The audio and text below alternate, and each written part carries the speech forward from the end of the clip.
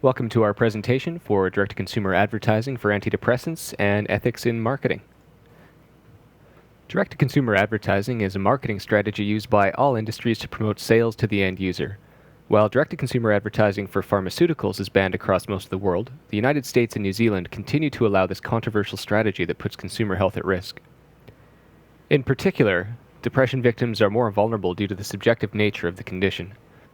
Direct-to-consumer advertising is accused of causing price gouging, manipulating consumers, and hindering patient and physician relationships. It puts doctors in difficult ethical situations in which many patients are self-diagnosing and seeking prescriptions based off of drug advertisements, leading to a marketplace focused on profits and reducing quality of care for patients. Direct-to-consumer advertising for antidepressants should be abolished and prohibited in all governments across the world.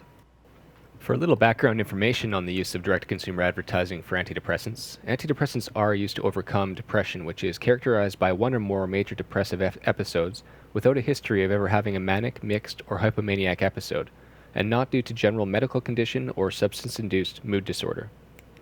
In 1938, the Food and Drug Administration created regulations for direct-to-consumer advertising, but these were later relaxed in 1997. Currently, the FDA regulates that the direct-to-consumer advertising must state the name of the drug, an approved use for the drug, and the most significant risks must be specified. By 2003, the pharmaceutical industry was spending $3.2 billion annually on direct-to-consumer advertising, and between 1997 and 2000, there was a 134% increase in pharmaceutical sales.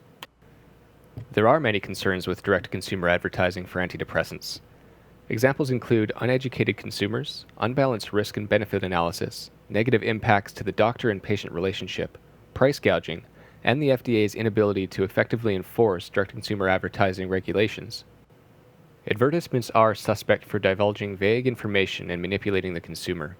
Patients therefore self-diagnose, resulting in negative impacts to the doctor-patient relationship.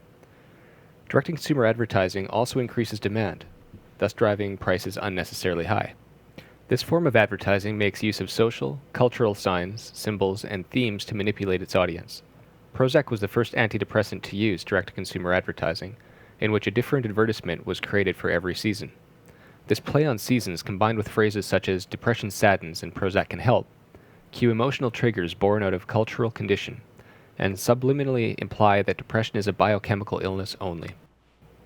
There are, of course, ethical violations inherent in any form of direct-to-consumer advertising, but the purpose of direct-to-consumer advertising is to instill desire for a product in the mind of the consumer by associating fulfillment of that desire with the advertised product.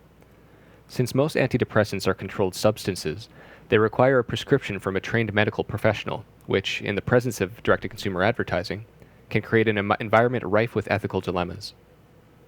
By pitting patient need against consumer want, a discord is created that can place healthcare providers in difficult situations that challenge their code of ethics and pose a risk to the quality of care for patients. The Kantian model of ethics contends that an ethical exchange between two individuals has taken place if respect for the individual was upheld by treating them as autonomous agents capable of pursuing their own ends. In order to establish that autonomy has been respected, the agreement must have resulted from an informed and voluntary consent, in which there was no fraud, deception, or coercion. Direct-to-consumer advertising represents a violation of this ethical tradition in that there is often a degree of subtle deception involving the advertising which compromises the consumer's ability to exercise informed and voluntary consent. By dissociating the biochemical and physiological implications of the drug from the proposed psychological benefits and choosing to focus emotionally driven advertising campaigns on the latter, advertisers coerce consumers into wanting their product. The advertisement for Prozac, which features the wilted tree contrasted next to the decorated one, although clever, appeals to the emotions of people, often in a vulnerable state. It constructs a reality that manipulates the viewer by taking advantage of seasonal social reality and color association in the visuals. Examining the ethical concerns of direct-to-consumer advertising through the lens of the utilitarian model introduces some other problems associated with the practice that have an impact that extends beyond that of the individual. The main question asked by utilitarian ethics is, has the overall happiness for the community been increased? To answer this question, the net effect of the drug must be explored. While the drug may provide some immediate relief from symptoms of depression, in the long term it can lead to drug dependency, financial strain, as well as detracting from the public understanding of depression by marginalizing the psychosocial causes for depression. The nature of the competitive drug market, particularly in the United States, promotes aggressive direct-to-consumer advertising campaigns that violate many ethical traditions and contribute to a variety of social problems that may cause more harm than good. Welcome back is the catchphrase used for Eli Lilly's answer to the depression that millions of Americans face every day. The advertising campaign, which can be seen online, uses emotional appeal to already struggling people.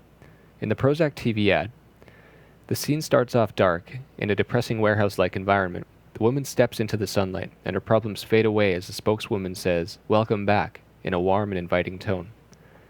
The advertisement is predatory and flawed due to the exclusive use of emotional appeal. Attempting to capitalize off someone's damaged emotional state is unethical, and is why direct-to-consumer advertising in the pharmaceutical industry should not be allowed. While the television ad follows regulations set out by the FDA in that they do not state the purpose of the drug and therefore do not have to list the possible and extensive list of side effects during the ad, the predatory style of the advertisement is not conducive to patient decision-making or even good health. In another example, Paxil uses the catchphrase, "Your life is waiting." Once again, the ad, which is posted to YouTube as a commercial for Paxil, uses lighting to attract the attention of people suffering from depression, with promises of a better future if you use their product. The Paxil ad uses an exhaustive and nearly incomprehensible list of side effects rapidly skimmed over throughout the advertisement. The ad is manipulative and not informative. Depression is a subjective condition with endless variables to its cause and curability.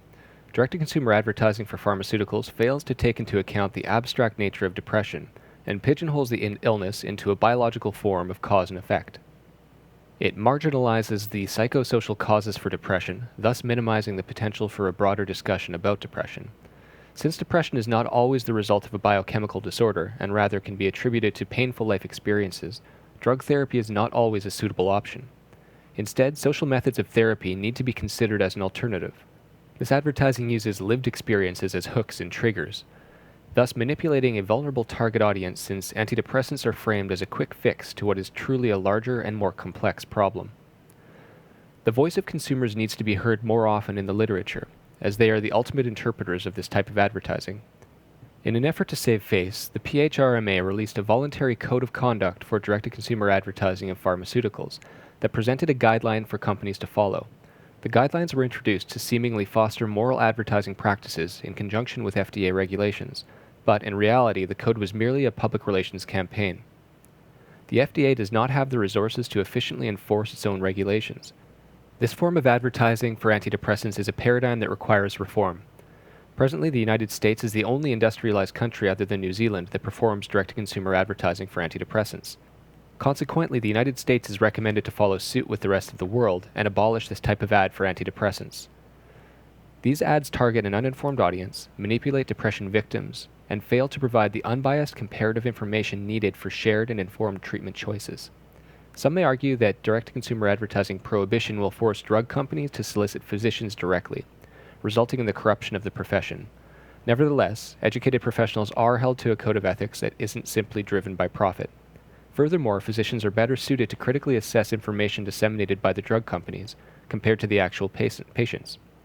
The public at large is better off with a complete abolition of direct-to-consumer advertising for antidepressants. Direct-to-consumer advertising for antidepressants and other prescription drugs should be eliminated and banned across the world. The advertising is not effective education for consumers, therefore knowledge of the risk and benefit of the drug is not acquired. Doctor-patient relationships are being destroyed due to patients self-diagnosing and wanting specific prescriptions. Direct-to-consumer advertising is unethical on many levels. Both Kantian and utilitarian ethical models lead to the same conclusion. Direct-to-consumer advertising is not what is best for the consumer. In the end, direct-to-consumer advertising of antidepressants needs to be eradicated for the overall well-being of consumers. I think it's appropriate to consider the Norman Douglas quote that you can tell the ideals of a nation by its advertisements, and we should reflect for a moment and consider what our advertisements are saying about us.